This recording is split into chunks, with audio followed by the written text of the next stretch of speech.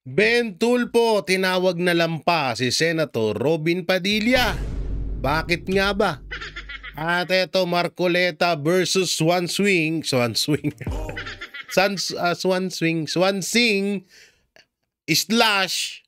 Charis Pimpenko. Tanginang hayop na hayop na intro yan. Swansing, tapos Swanching. Tapos Charis Pimpenko. Malupet. Samantalang, bago tayo mapunta doon sa mga kahindik-hindik na balita, panoorin muna natin tong sinabi ni Nanay.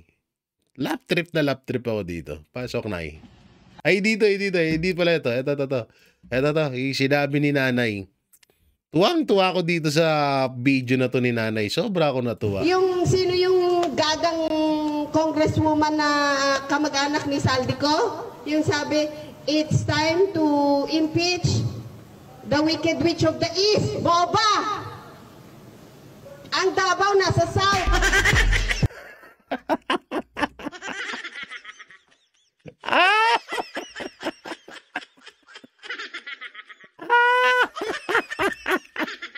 Putang ina, tawag-tawa ako dito, ayop. Grabe talaga no? Kaya nga sinasabi ko sa inyo, hindi lahat ng nag-i-English matalino.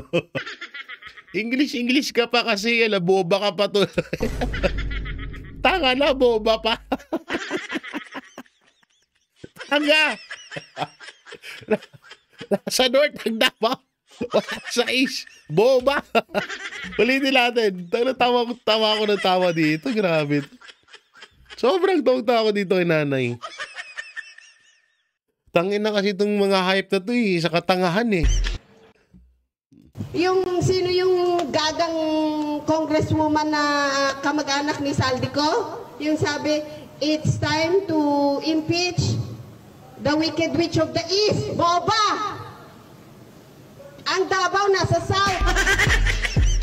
South pala, hindi pala North. Ang Davao nasa South. Wala sa East, huy. Latanga ka tuloy. Naano ka tuloy ni Nanay. Sa pool ka tuloy sa panga. Tangin na naman kasi mga pinagagawa nyo naman kasi. Ayusin nyo nga. Tangin na kasi mga pinagagawa nyo. Wala sa ayos Anak ng teteng ni boba. Tawag-tawa ako dito. Ayop na yung boba. Boba ka tuloy. Samantalang eto. Oo, yung bataan ni Martin Romualdez. Sec John Vic Remulla planong gumastos para gawing isa sa pinaka-safe ang Pilipinas sa buong mundo. Paano magiging safe ang Pilipinas kung ultimong presidente na ang gumagawa ng katarantaduhan?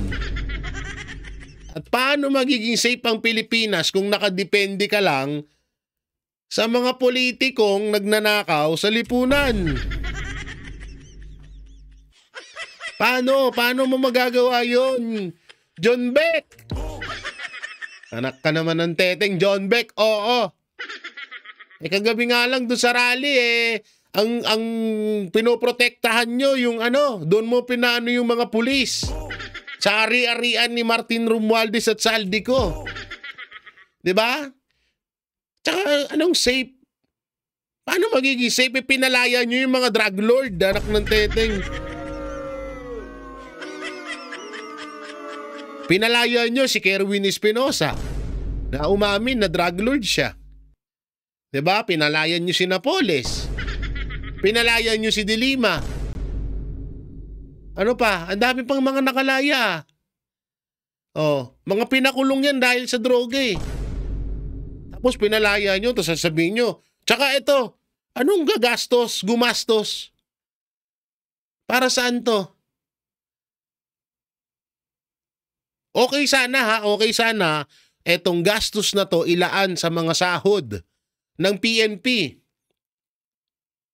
Medyo pabor ako doon dahil alam ko naman na hindi talaga bastante ang sahod ng PNP. Dahil si Pangulong Duterte lang din naman ang nag-increase dyan sa mga yan. Mas dagdagan sana yung allowance nila, dahil para matigin na rin yung mga kuratong baliling ng mga pulis. Yun, pabor ako. Pero yung gagastos ka tapos wala rin naman mapupuntahan, tapos ang pinakamalupit pa dito ang pinagmumulan ng trahedya ng krimen sa Pilipinas ay mga pinalaya nyo. Ano kami maniniwala sa inyo ngayon? 'Di ba? Paano kami maniniwala sa inyo niyan? Anak ng timang naman, John Beck. John Beck. Oh, pero may balita ako, crush ka daw ni John Beck ha. Iba talaga pag magandang lalaki, no? Si Torre daw, hindi pumasa eh. Kutis bayag daw.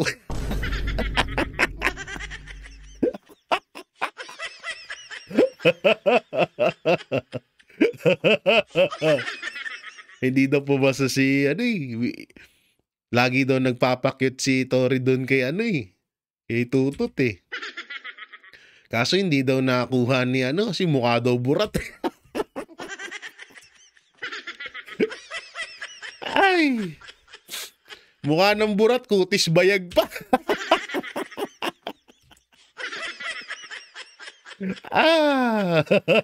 Sorry po. Pasensya na po dyan sa mga nalolood. Ha? Nung nakita daw si John Wick, putay na, kinilig daw eh. Kinilig daw eh. Iba daw yung ngiti ni Madam eh. Ay. Sino kaya yun? Sino kaya yun, ha? Iba daw ngiti ni Madam eh. Talagang matindi. Sige. Tapos na tayo kay John Wick. Dito naman tayo. Sino kayang senador ito? Ay, hindi yan. Ito, puta na, nakita ko na naman tong kutis bayag na to. Mukha ng burat. Kutis bayag pa ang hayop.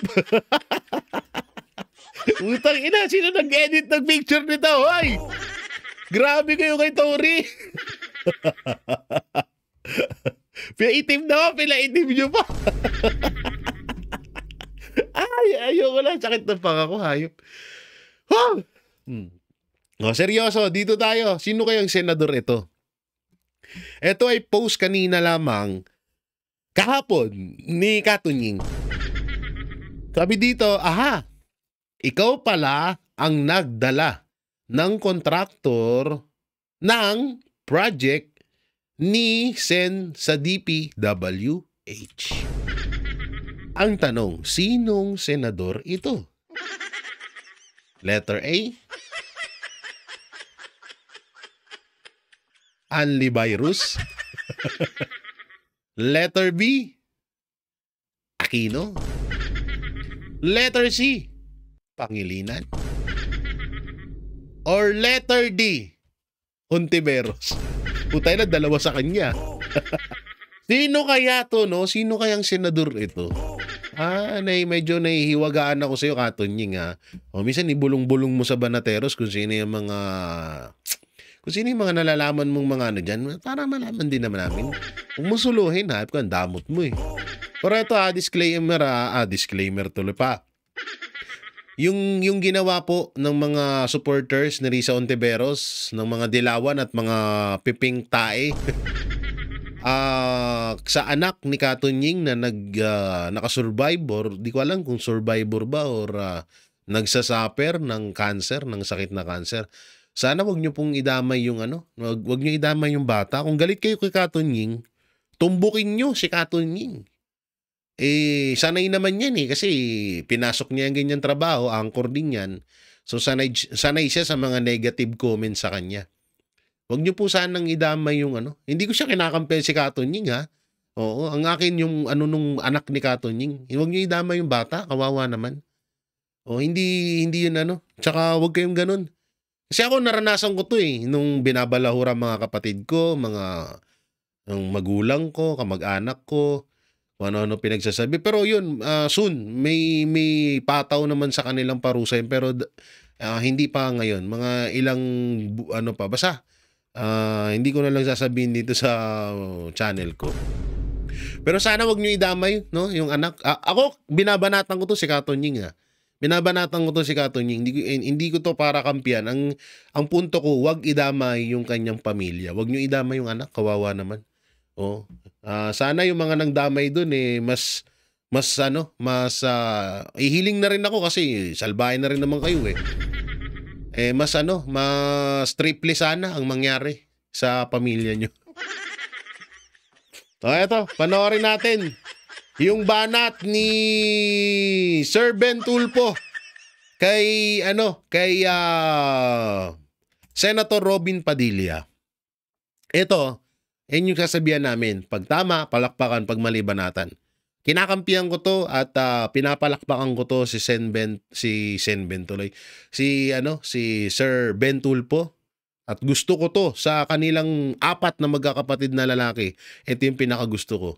Pero papanoorin natin kung ano yung sinasabi niya at hindi pa pwedeng i-tolerate natin kung ano yung pagkakamali.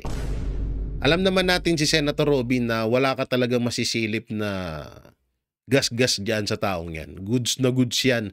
At pasok sa panglasa ko yung senador na yan. So panoorin natin to. Ang gawin to, siguro, ipasa mo na lang siguro. Unsolicited advice. Bakit pasa mo na sa iba na maasikaso? Nangyari doon sa problema nila. How many times have you wrote a letter sa office ni Senator Robin Padilla, Chairman Committee on Cultural and Muslim Affairs? Senator Robin Padilla, we're calling you up. Chairman ka. Kung hindi mo kayang gawin to, siguro, ipasa mo na lang siguro. Unsolicited advice. Bakit pasa mo na sa iba na maasikaso? Okay lang siguro, Committee on Cultural and Muslim Affairs, pero baka hindi mo na kaya itong mga nakatutubo, baka sukulay bigote ka lang. Kaya baka siguro panahon na kami nananawagan sa dead maka, kesyo, nagtatravel ka. Anong katuwiran niya? Nasa? First week, yes, sige, binigyan natin sila ng time para ma-absorb, sir, siguro yung problema. We wrote them twice, actually. And the Office of Senator Padilla confirmed the letter that we sent to them. Okay? Kausap na natin ang kanyang Chief of Staff and of course yung kanyang Appointment Secretary. For the last 3 weeks, we were very, very, very patient sa pag-aantay ng schedule kay Senator Robin Padilla. We've even gave them another 1 week sana to extend yung part 2, remember? Kasi hindi natin muna pinalabas yun dahil iniintay natin yung sagot ni Senator Padilla. But this investigation cannot wait. Okay. Tell them exactly kung ano yung investigation. There's something to do with the ancestral domain, pakikialam. Yan ang nirereklamo rito, mga katutubo. Kahit na mismo yung NCIP Region 3, kung nakikinig man lang sana, itong National Office, itong NCR or sa main office ng NCIP. What's the purpose kung bakit natin gusto makausap siya? Kasi may pangako ata siya ng haantay, particular dito sa intervention doon. Ang inirereklamo, pasensya na kayo, dadaratso na po kami, unfiltered naman to eh. We've discovered na isa sa mga pinakamalaking problema ng mga AITA sa Central Luzon is the Joint Management Agreement of the grupo na, mga katutubong AITA, NCIP Region 3, and the Clark Development Corporation. Under the Joint Management Agreement, 80% ng renta sa mga lupa ng mga katutubo ng mga investors ay mapupunta sa CDC at 20% lamang sa mga katutubo. 80% mapupunta doon sa CDC, Clark Development Council. Pero 20% lang nung kanilang lupain sa laki ng ancestral domain. Yung kita. Ang kita ay 20% lang. May disparity rito. So yung point na, yun din ang sinasabi ng mga katutubo. So siguro that's another issue.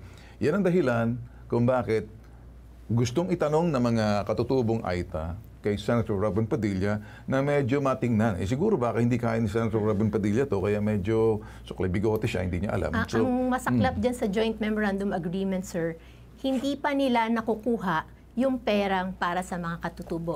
So meaning, from the time na nagkaroon ng agreement, that was in 2007, yes, up to last year, hindi pa nila nakukuha. Ang sinasabi ng NCIP Region 3, approximately 35 million pesos na ang dapat ibayad ng CDC para sa mga katutubong AITA. Kami nananawagan sa iyo, Senate President Tito Soto, can you ask yung inyong Senate Committee on Cultural Affairs, si Robin Padilla, baka hindi nagtatrabaho, baka pinababayaan na to.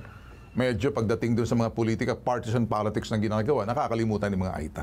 Yun po ang aming gustong sabihin. Now, babalik tayo rito, isa yon. Kung bakit nagka-interest kami, dahil lumapit po mismo, dumating po sa aming tanggapan ang mga AITA mula sa Pampanga AITA. By 2 dosena po sila. Hindi po kami pumunta sa kanila, sila po'y lumapit sa amin. Kaya kami, tumayo lang kami and search for truth and tell the truth. But at the same time, yung aming NGO, may nakita rito. What happened? Opo. Well, disappointed po yung father nung AITA na napatay kasi ang gusto lang marinig ng AITA at kami din sa IBMI, IBMI NGO, gusto lang sana namin marinig sa NCIP Central through their lawyer na nakausap po namin ay ipakita na nakasuporta sila, natututukan nila, they will coordinate with the regional office ng NCIP Region 3 para masiguro na magkaroon ng hustisya itong nangyaring pagpatay. Yun po sana yung marinig o inaasam na marinig nung magulang nung CAFGU. Unfortunately, hindi po namin narinig yon. And ang banggit po sa amin nung lawyer, nakausap po namin, that was attorney Osano Paredes. Ang sinabi po is, just continue coordinate with the regional director, attorney Roman. Since doon na nadulog yung kaso at tumutulong sila, and sila naman yung may jurisdiction. And isa din po sa sinabi na reason ni attorney ni Paredes ay it would be burdensome dun sa family kung every now and then pupunta sila sa central office just to consult or kapag may concern na gusto silang sabihin regarding the case. Ako naman, ang aking sasabihin kung sino man yung talpulanong attorney nagmamagaling. Kung tutusin, ikaw attorney, makinig ka, no? Ito naman, usapan lang namin ng Super Secretary, si Frederick Go, ni President BBM.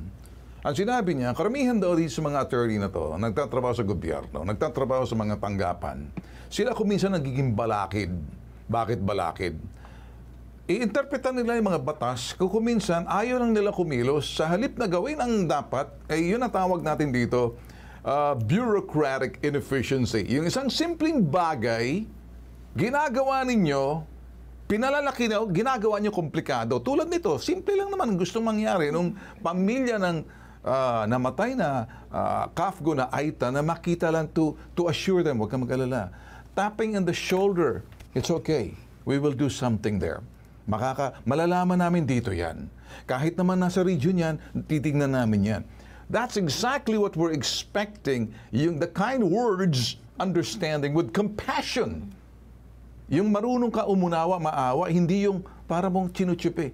Yan ang problema kasi, ang daming mga abogadong pinapasok sa pamahalaan natin na kuminsan wala namang ginawa, pangdagdag lang kayo, redundant pa. Kayo pa kuminsan nagiging balakid. The laws that supposed to be, all the policies and the procedures, kung talagang i-oversight natin to, redundant na kayo eh. Kayo kuminsan nagiging obstacle, cordon sanitaire kayo eh. Bakit? Instead of you cutting the red tape, ang liit-liit nyo, dami yung mga bureau, may mga, ano sinasabi dito? May communication affairs pa sila? Yes, sir. Yun po yung sinabi ng staff na sumalubong sa amin. Actually, binagbawalan po kami to take pictures, to take video. Ang gusto lang sana namin, just to show lang din the people and then the AITA community na ito ang NCIP Central more than willing to extend the help sa inyo sana. But, unfortunately, sir, we were barred to do the documentation. Okay. Pagkakita pa lang, no, that's not allowed. So, okay, kita mo. Kung yan ay malalaman. Naku, no. Pag nakita na si BBM kahit saan, may dalang media. Hindi kami bumabanat. We work with the government. We are in the situations na para pagsilbihan yung mga lumalapit sa amin. Hindi kami taong gobyerno. Hindi kami tumatanggap ng sweldo. Hindi kami pinasasahod ng gobyerno. Voluntary ang ginagawa namin. Kaya nga, NGO. Ang ginagawa namin, nag-oversight kami doon sa mga bagay na nakikita namin. Mga polisiya. Tulad yan, bawal ang camera. Teka muna, kaso bang pinag-uusapan natin dito? Dala-dala na namin yung AITA para So yun na, no? At sige, magbigay tayo ng komento dito sa mga sinabi niya kay Senator Robin Padilla. Unang-una, yung hindi daw pagtugon or kung hindi naman daw kaya ni Senator Robin Padilla, yung trabaho niya, ipasa niya daw sa iba. Ganito kasi yan eh. Unang-una, hindi nyo man lang sana... Bakit parang wala akong nakikitang tinanong man lang ng bitag ang kampo ni Senator Robin Padilla kung ano yung plano dito sa mga AITA na to. Kasi pwedeng hindi niya alam o sa sobrang dami, pwedeng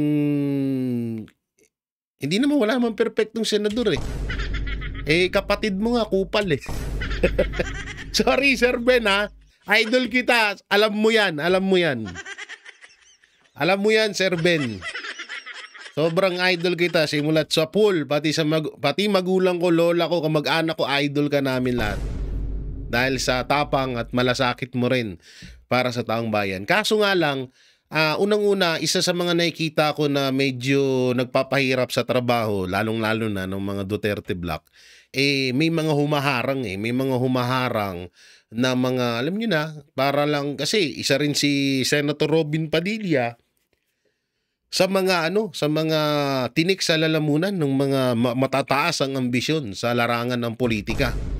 So, pwedeng may humaharang kaya hindi masyadong makausad si Senator Robin Padilla. Alam naman natin kalakaran ngayon hindi naman katulad yan ni Erwin Tulfo, etong si Robin Padilla na malakas ang kapit sa Pangulo at kay Martin Romualdez.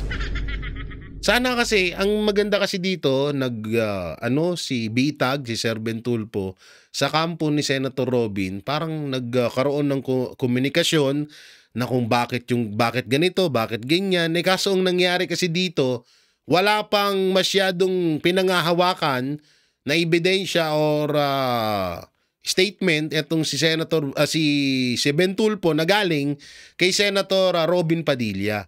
At hindi maganda yung pagkakasabi niya na, kasi malay natin na bakit tinatrabaho na ni Senator Robin Padilla yung problema ng mga AITA, ng mga kababayan nating katutubo. Hindi ko alam kung anong AITA ba o katutubo. So isa lang naman yun ata Pasensya na Ngayon, ang pangit lang dito, sa bagay, may sanay na tayo kay Ben Tulfo na ganito, kay Sir Ben Tulfo na ganito magsalita. Kahit nga kapatid niya, binabanatan niya. Kaso ang problema kasi dito, baka mamaya tinatrabaho naman na ni Senator Robin Padilla yan, hindi mo lang alam. Yun yung minsan pangit dito sa programa ni Sir Ben Tulfo, medyo may hindi mo na sinasaliksik. So may mga sabi-sabi pa dito na parang bawal yung camera, ganyan, parang pinaganuhan sila. Tsaka hindi lang din naman yan yung hawak ni Senator Robin Padilla, ang dami din. 'Di ba? So ngayon antayin natin yung sagot ni Senator Robin Padilla. Malamang sa malamang si Senator Robin Padilla hindi naman din naatras kay Ben Tulfo, 'di ba? So ulitin ko, dapat nagkaroon muna ng communication si Sir Ben Tulfo at Senator Robin Padilla para alam nila kung ano yung mga dapat gawin. Dapat ganun ang ginawa kaso ang pangit dito, nagbitaw agad ng pangit na salita si Sir Ben Tulfo. So antayin natin ang suntukan. Gago no? Antayin natin ang suntukan ni Senator Robin Padilla at ni Sir Ben Tulfo ng Bitag. So dito naman tayo. Eto, paldo na naman guys. Ito ba yun? Ay hindi. Wait lang, hanapin natin. Eto to. Paldo na naman guys paldo. So panoorin natin etong sagutan. Pero mamaya na tayo dun sa sagutan ni Sonsing / Charis Pimpenko, Sandro Marcos versus Marcoleta. Dito muna tayo. Ulit tayo, babasahin ko yung title 6,793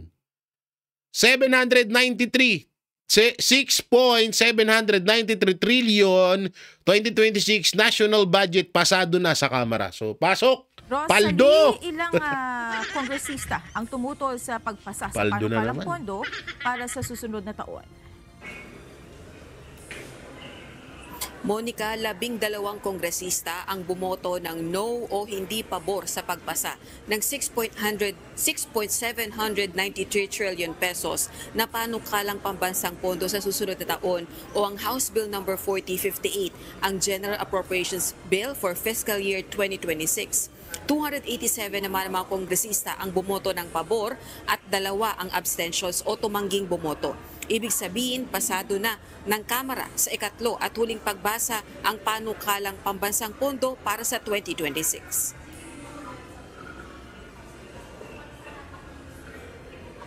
Kinakailangang palawigin ng isang araw ang sesyon sa plenaryo ng Kamara para maaprubahan ng House of Representatives ang panukalang pambansang pondo. Paldo na Karamihan naman ang mga naman ng no buhaya. vote sa House Bill No. 4058 ay bunsod ng pananatili ng nasa mahigit 400 billion pesos na halaga ng unprogrammed appropriations sa 2026 budget bill.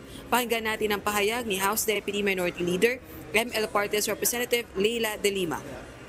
Pang inang yan. Nagiging kumbiniyenteng parkingan ang program appropriations na mga dapat naman ay programa. Puta na, nagkakautal-utal ka na. Ha, Junel? Ay, sorry. 58 ay bunsod ng pananatilians sa 2026 budget. Ay. Ang program appropriations na mga dapat naman ay programado at obligado ng mga gastusin.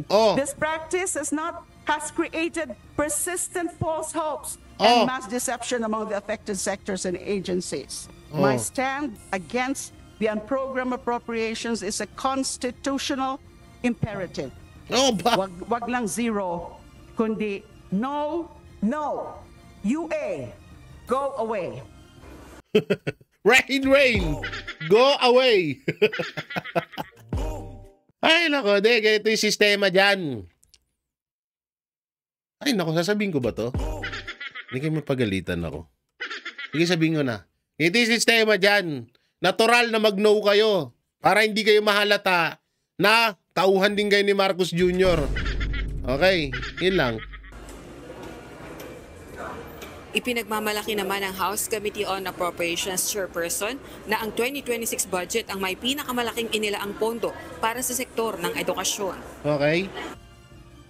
The budget for fiscal year 2026 will contain the highest budget education in history.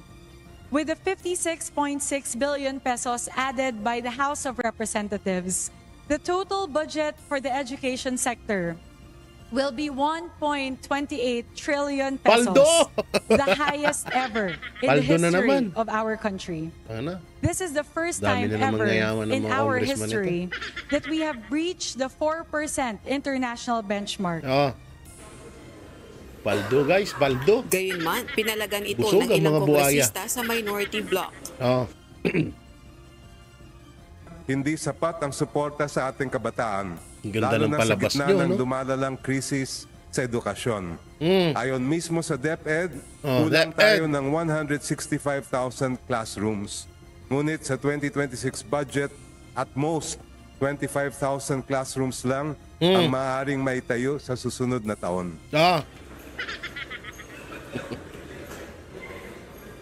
Question naman ni House Deputy Minority Leader at ML Party's Representative Leila De Lima sa plenaryo kung ano ba ang balak ng liderato ng Kamara sa House Joint May sasabihin ako dito. Sige, tuloy natin. Resolution number 2. Layo ng panukalang buksan sa publiko ang lahat ng Bicameral Conference Committee o BICAM deliberations. Sa BICAM deliberations, pinaplansya ang pagkakaiba sa bersyon ng panukala ng dalawang kapulungan ng Kongreso.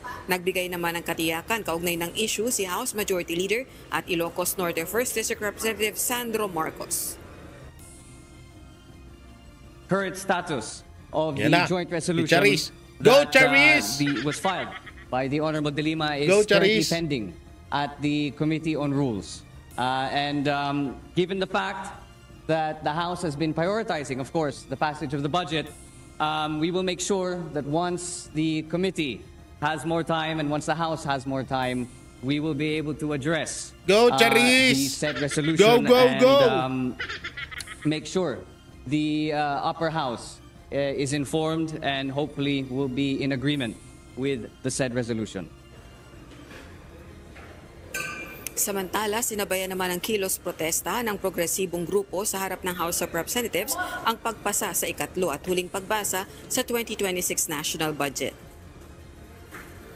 Monica, sa kanya namang talumpati bago magsara ang sesyon ng Kamara ay ipinagmalaki o binigyang diin ni House Speaker Bogie D. III na ginawa ang panukalang pambansang pondo para sa 2026 sa liwanag at hindi sa dilim at hindi nang imbabaw anya ang personal na interest dito. Hanggang November 10, November 10, magre-resume ang sesyon ng Kamara 58 ay bunsod ng pananatili. Oo, balato naman dyan ha, balato. So ito na nga, ikukwento ko na nga. Ang sistema kasing nangyayari dyan, kasi baka magtaka kayo na, akala ko ba Marcos na tong mga to? Bakit kumukontra dito sa pondong to? Napakadali. Magpanggap. Ganun lang. Napakadaling magpanggap po. Ilan ba yung mga makakaliwa dyan? Sabihin na nating 10.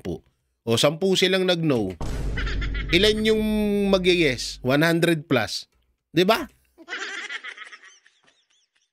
Ganun lang kadali. Kasi itong strategy ho ng mga makakaliwa, kadalasan po yan umaano ho yan sa sumasabay din paminsan-minsan sa agos na kagustuhan ng mga Pilipino. Alam nila na against ayaw ng mga Pilipino na maipasa pa tong 2026 national budget na merong nagkakahalagang 6.700 trillion pesos. So napakalaking pera nun. Ngayon, lalo ngayon, nauso ang na sobrang talamak ang nakawan sa pondo ng pera ng taong bayan. Kung yung 2023, 2024, 2025, grabe ang nakawan, what if pa sa 2026 national budget? 'Di ba? So ganyan yung dyan isang pelikula lang yan. Kunwari, 'di ba? Kunwari, tatanggi, magno-no, ayoko dyan, tutol ako dyan. Pero nasa script talaga nila yun. May nagkwento lang naman sa akin na tiga-Congress. Hindi ko alam kung congressman siya o baka nanaginip na naman ako. Baka nanaginip na naman ako, yun ang napanaginipan ko. Kaso parang ewan ko parang totoo So panoorin natin itong sagutan ni Charis Pimpenko, ni AKA Sandro Marcos. Saka etong ni Swansing at etong si Kong Paulo Marcoleta. So panoorin natin. Proposed amendment subject to the following.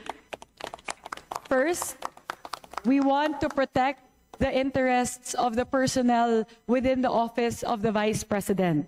So given that the current proposal of the office of the Vice President reflects the salary increases of the said personnel in compliance with the salary standardization law, we will ensure that the personnel services will reflect that for the benefit of the employees of the office of the Vice President. And second, we will also ensure that the final budget of the office of the Vice President will be sufficient for the office to be able to perform its mandate. Sisiguraduhin po natin na hindi po maapektuhan ang pagganap ng Office of the Vice President sa tungkulin ng opisina sa kanilang budget para sa taong 2026. Salamat po. Hindi naman talaga po maapektuhan. Kasi Majority Leader, what does the House say? I'm sorry. Bastos! Madam Speaker, I move to Magsasalita si Charis I move to accept the proposed amendment. There's a motion to approve the proposed amendment. Is there any objection? The chair hears none. The motion is approved. Okay. Madam Speaker, Majority Leader. I move to recognize the Honorable Ungab. The Honorable Sid Ungab is recognized. Madam Speaker, thank you, Mr. Majority Leader. Thank you to the sponsoring chairman. This is an objection at the same time since the chair has ruled an appeal to the decision of the chair. Majority Leader. Not to decrease further the budget of the Office of the Vice President. Sobra na ang laki ng ibinaba ng budget ng opisina ng Office of the Vice President. Hindi nga masama dyan Despite the drastic reductions for... Madam Speaker, Majority Leader. May we request that the Honorable Ungab stick to the motion to appeal the ruling of the sponsor rather than have an explanation? Yes, Madam Speaker. The budget of the OVP has been deducted 2 times already in 2024 and 2025, and another reduction in 2026. Doon pala sa likod si Boyosi. Will really, I would say, cripple the office. Only 2/3 of the original budget has been left. So I move to, I would like to appeal the decision of the chair. Majority Leader. Madam Speaker, there being an appeal, Tanungan na. Oh, oh. Madam Speaker, there is an appeal Go, to the ruling of the Charis. chair to reject the proposed amendment. I now move to divide the House. Okay. For of the body, an aye vote sustains the appeal and the nay vote defeats it. The majority kindly solicits a nay vote. Okay. All those in favor to the appeal say aye. Aye. All those against say nay. Nay. The nays have it. The appeal is lost. Majority Leader. Paulo Marcoleta Parang of Sagip attitude Party naman List yun for his sa atin. individual amendments. The Honorable Paulo Henry Marcoleta from the Eto na. Sagip Party List is recognized Eto na. for his individual amendment. Madam Speaker, before I begin with my amendment, let me just manifest na lahat po ng aming proposed amendments Please ng proceed to minority your amendment. ay nireject po. Honorable Marcoleta, please proceed to your At amendment. ang Vice President na budget lang po ang inapprove ng plenaryo. What's your amendment, Honorable Marcoleta? Yun lang naman po. Anyway, Madam Speaker, this representation manifests a reduction to the funding items listed under the Presidential Communications Office, specifically under Item 2, lines 9 to 13, page 17 of House Bill number 4058, allocating the amount of... Wala kayo napansin? Maputol ko lang kayo ha. Noong si Ungab na at si Congressman Marcoleta, Paulo Henry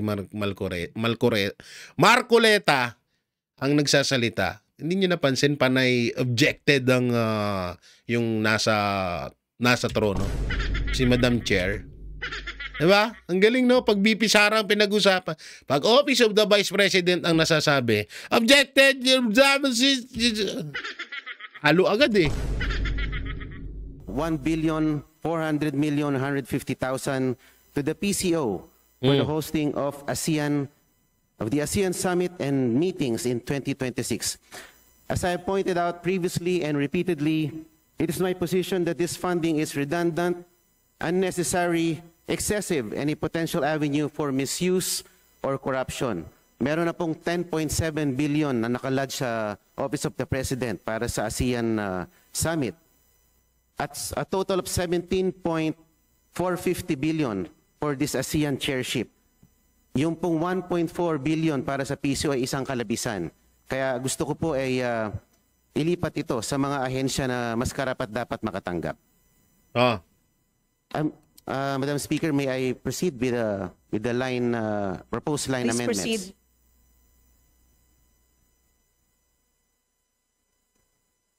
Madam Speaker, I have the following proposed amendments to the General Appropriations Bill. For PCO proper, appropriation for ASEAN Summit and meetings in 2026, line 9, page 17, item 2, Office of the President, delete 553,703,000,000. I'm sorry, Grabe, no? 553,703,000.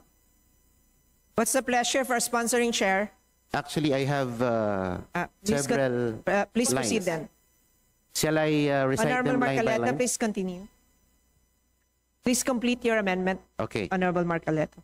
For PCO BCS, appropriation for ASEAN Summit and meetings in 2026, located in line 10, page 17, item 2, delete 17 million Forward natin, ha? DepEd OSEC for build or repair of classrooms, NIA, irrigation systems, and add 50 million to DIC, Eto na. DICT, CICC for intelligence funds.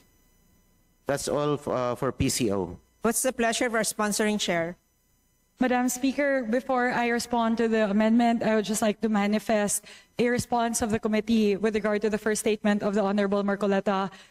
all the proposals with regard to amendments that were submitted by the majority, the minority, and the independents were all deliberated on during the committee hearings as well as the plenary deliberations. And a lot of the proposed amendments from the members of the House were incorporated into the second reading version of the General Appropriations Bill. So siguro po, Madam Speaker, I would just like to respond to that na hindi po totoo na dinireject po natin lahat po ng mga panukalang amyenda. Dahil madami po sa mga panukalang amyenda ay nakapaloob na po doon po sa second reading version ng General Appropriations Bill. So I just wanted to manifest that, Madam Speaker, para naman po malinawan po ang lahat na talaga pong collegial po yung ating body, and we are really harnessing on the collective wisdom of the House in crafting the final version of the General Appropriations Bill. And with that, Madam Speaker, I would like to respond to the proposed amendment of the Honorable Marcoleta pertaining to the budget of the PCO. The agencies that he mentioned po nalilipatan, we've already put in a lot, particularly around the basic infrastructure, basic enhancement, the BEF, under DepEd and NIA. Ang laki na po ng pinasok natin doon. 39 billion towards the build-out, 35 billion towards building classrooms and around 18 billion towards the build-out of irrigation canals under NIA. And with that, Madam Speaker, the committee respectfully rejects the proposed amendment of the Honorable Marcoleta. What does the House say? Madam Speaker, we join the sponsor in rejecting the said amendment. There's a motion to reject the proposed amendment. Is there any objection? Madam Speaker, I would like to register a continuing objection. Majority Leader. Madam Speaker, there's a motion to reject the proposed amendments which were objected to by the Honorable Marcoleta. I now move to divide the House for the information of the body. An aye vote sustains the motion to reject the amendment and a nay vote defeats it. The majority solicits an aye vote. There's a motion to reject the proposed amendments which were objected to by the Honorable Marcoleta. All those in favor to reject the proposed amendments say aye. Aye. All those against the motion say nay. Nay. The ayes have it. The amendment is lost. The amendments are lost. My second proposed amendment. Yes, please proceed. This is towards the rebalancing within the DILG. The PNP takes 73. Forward natin ha, masyadong tumatagal 2.5 billion to Bureau of Fire Protection. Maganda doon sa bakbakan. And add 1.7 billion respectively to BJMP, Inmates Safekeeping and Development Program, capital outlays, buildings and other structures for modular dorms, perimeter CCTVs, and clinic upgrades. What does the sponsor say? Madam Speaker, the committee respectfully rejects the proposed amendment of the Honorable Marcoleta. What does the House say? Madam Speaker, we join the sponsor in rejecting the said amendment. There's a motion to reject the proposed amendment. Is there any objection? Madam Speaker, I object. Majority Leader. That motion. Madam Speaker, there is a motion to reject the proposed amendment which was objected to by the Honorable Marcoleta. I now move to divide the House. An aye vote sustains the motion to reject the amendment, and the nay vote defeats it. The majority solicits an aye vote. There's a motion to reject the proposed amendment which was objected to by the Honorable Marcoleta. All those in favor to reject the proposed amendment say aye. Aye. No, bilang na lang natin dito. Hindi na ako magkokomento doon kasi parang naprank ata ako. Pero dito talagang kitang-kita natin yan. Sila Ungab, Congressman Ungab, at ito yung anak ni Senator Rodante Marcoleta na si Paulo Henry, Congressman Paulo Henry Marcoleta, ay iyan na lang talaga ang mga talaga nagtatanggol sa Office of the Vice President budget at talagang sumusupalpal sa mga anti-Duterte na nandyan sa Congress. Hirap din ang kalagayan nila dyan, no? Sa totoo lang, ako, bilib nga ako sa dalawang ito dahil napapaikutan. Parang ano sila eh. Parang isa silang manok na nasa gitna ng hawla ng mga buhaya. Pero totoo. Lahat kalaban nila halos eh. Silang dalawa nandun eh. Isama na rin natin yung mga Duterte congressman doon. Diba? Talagang talagang sobrang matrabaho. Talagang kung sa kalaban, sobrang daming kalaban sa Congress. Araw-araw mo pang makikita. Kaya nga minsan bilib ako sa kanila, natitiis nila makaharap yung mga buhaya dyan, no? Siguro kahit sila sukang-suka din. Para nga silang manok na nasa gitna ng hawla ng mga buhaya. Ang dami, oh. So yun mga banateros, medyo na-boring ako dun kasi hindi nating wala namang nangyaring masyadong diskusyonan dun. Ano po ang masasabi nyo mapatungkol dito sa dito na lang tayo kay Senator Robin Padilla versus versus Ben Tulfo. Ano po bang may kukomento nyo dyan? I-comment nyo lang po sa baba at syempre huwag nyo na rin kalimutan na i-like and share ang ating video at pakipindot na lang din po yung bell button dyan para lagi po kayo updated sa mga video natin araw-araw. So maraming salamat. Ingat po kayo palagi. God bless and peace and bye-bye. Yan ang Banatero, walang inuurungan. Pag tama palakpakan, pag mali ay babanatan. Yan ang Banateros, boses ng ordinaryong Pilipino.